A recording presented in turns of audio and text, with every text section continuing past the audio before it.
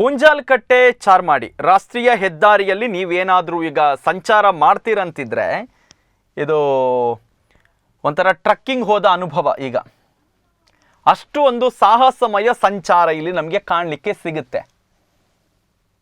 ರಸ್ತೆ ಮಧ್ಯೆ ಇರುವ ಬೃಹತ್ ಗುಂಡಿಗಳನ್ನು ನೋಡಿದರೆ ಈ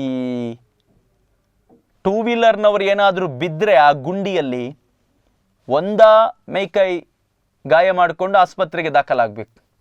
ಇನ್ನು ಏನೋ ಸ್ವಲ್ಪ ಓವರ್ ಸ್ಪೀಡ್ ಹೋಗಿ ಏನಾದರೂ ಬಿದ್ದರೆ ಅನಾಹುತಕ್ಕೂ ಕಾರಣ ಆಗ್ಬೋದು. ಈ ರಾಷ್ಟ್ರೀಯ ಹೆದ್ದಾರಿಯವರು 2 ದಿವಸದ ಹಿಂದೆ ಒಂದು ನೋಟಿಸ್ ಕೊಟ್ಟಿದ್ದಾರೆ, 40 ಸ್ಪೀಡ್ನಲ್ಲಿ ಹೋಗಬೇಕು ಅಂತ ಹೇಳಿ. ಎಲ್ಲಿ ಅದು? Surathkal to Nanthoor, BC road to Nanthoor, ಹೀಗೆಲ್ಲ ಅವರು ಒಂದು ರೂಲ್ಸ್ ಆ್ಯಂಡ್ ರೆಗ್ಯುಲೇಷನ್ ಕೊಟ್ಟಿದ್ದಾರೆ. ಅಲ್ಲಿ ಅವರು ಕೊಟ್ಟಿರುವ ಕಾರಣ ರಸ್ತೆ ಸುರಕ್ಷತೆ, ವಾಹನ ಸಂಚಾರರ ಸುರಕ್ಷತೆಯ ಹಿನ್ನೆಲೆಯಲ್ಲಿ ಈ ನಿಯಮ ತಂದಿದ್ದೇವೆ ಅಂತ ಹೇಳಿ. ಸ್ವಾಮಿ, ಈಗ ನಿಮ್ಮ ಈ ಪೂಂಜಾಲಕಟ್ಟೆ ಚಾರ್ಮಾಡಿ ರಸ್ತೆಯಲ್ಲಿ ಏನು ಸುರಕ್ಷತೆ ಇದೆ ಅಂತ ನೀವು ಒಮ್ಮೆ ಹೇಳಬೇಕು ನಮಗೆ. ಗುಂಡಿಮಯ ರಾಷ್ಟ್ರೀಯ ಹೆದ್ದಾರಿ, DP ಜೈನ್ ಕನ್ಸ್ಟ್ರಕ್ಷನ್ ಕಾಮಗಾರಿಯನ್ನು ವಹಿಸಿಕೊಂಡಿರುವಂತಹ ಗುತ್ತಿಗೆ ಸಂಸ್ಥೆ. ಇವರಿಗೆ ನೀವು ಏನು ಫೈನ್ ಹಾಕ್ತೀರಾ? ಒಂದು ಮಾಹಿತಿಯ ಪ್ರಕಾರ ಎಲ್ಲ ಕೆಲಸದವರು ಊರಿಗೆ ಹೋಗಿದ್ದಾರೆ, ಯಾರೂ ಅಲ್ಲಿ ಕೆಲಸ ಮಾಡ್ತಾನೆ ಇಲ್ಲ ಅನ್ನೋದು ಒಂದಷ್ಟು ಮಾಹಿತಿಗಳು ನಮಗೆ ಬರ್ತಾ ಇದೆ. ಇದಕ್ಕೆ ತಾಂತ್ರಿಕ ಕಾರಣಗಳು ಏನು? ಇವರು ಟೆಂಡರ್ ತೆಗೆದುಕೊಂಡವರಿಗೆ ಹಣ ಕೊಟ್ಟಿಲ್ವಾ, ಅಥವಾ ಅಲ್ಲಿ ಟೆಂಡರ್ ತೆಗೆದುಕೊಂಡಿರುವ ಸಂಸ್ಥೆಯವರದು ಸಮಸ್ಯೆನಾ? ಅದು ಗೊತ್ತಿಲ್ಲ. ಆದರೆ ಅದು ನಮಗೆ ಬೇಡ. ನಿಮ್ಮ ಜವಾಬ್ದಾರಿ ಅದು, ರಸ್ತೆಯನ್ನು ನಿರ್ಮಿಸುವಂಥದ್ದು ಮೂಲಭೂತ ಸೌಲಭ್ಯ ಅದು.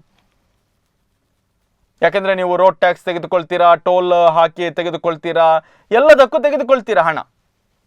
ಏನು ನಿಮ್ಮ ಸ್ವಂತ ಖರ್ಚಿನಿಂದ ಮಾಡೋದು ಕೂಡ ಅಲ್ಲ ರಸ್ತೆ, ಜನರ ಟ್ಯಾಕ್ಸ್ನಿಂದಲೇ ರಸ್ತೆ ನಿರ್ಮಾಣ ಮಾಡೋದು. ಹೇಗಿದೆ ಅಂತ ಹೇಳಿದರೆ, ಅಲ್ಲಿಂದ ಒಂದಷ್ಟು ಜನ ಕಾಲ್ ಮಾಡಿದವರು ಹೇಳ್ತಾರೆ, ಸರ್ ಒಂದಷ್ಟು ಶಾಲಾ ಮಕ್ಕಳ ಬಸ್ ಹೋಗುತ್ತೆ, ನಮಗೆ ಭಯ ಆಗುತ್ತೆ ಯಾವಾಗ ಬಸ್ ಬೀಳುತ್ತೆ ಅಂತೇಳಿ, ಮಕ್ಕಳ ಒಂದು ಸಂಚಾರಕ್ಕೆ ಸುರಕ್ಷತೆ ಇಲ್ವಾ ಅಂತ ಪ್ರಶ್ನೆ ಮಾಡುವ ಸ್ಥಿತಿಯಲ್ಲಿ. ಅದರಲ್ಲೂ ಕೂಡ ತೀವ್ರ ಮಳೆ ಬಂದರೆ ಕೇಳೋದೇ ಬೇಡ, ಆ ರೀತಿಯ ಒಂದು ಪರಿಸ್ಥಿತಿ ನಿರ್ಮಾಣ ಆಗಿದೆ ಪೂಂಜಾಲಕಟ್ಟೆ ಚಾರ್ಮಾಡಿ ರಾಷ್ಟ್ರೀಯ ಹೆದ್ದಾರಿಯಲ್ಲಿ.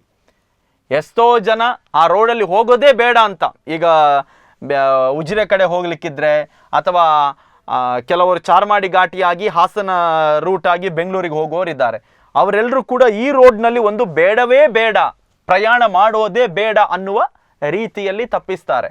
ಅಷ್ಟರ ಮಟ್ಟಿಗೆ ಸಂಚಾರ ದುಸ್ತರವಾಗಿದೆ.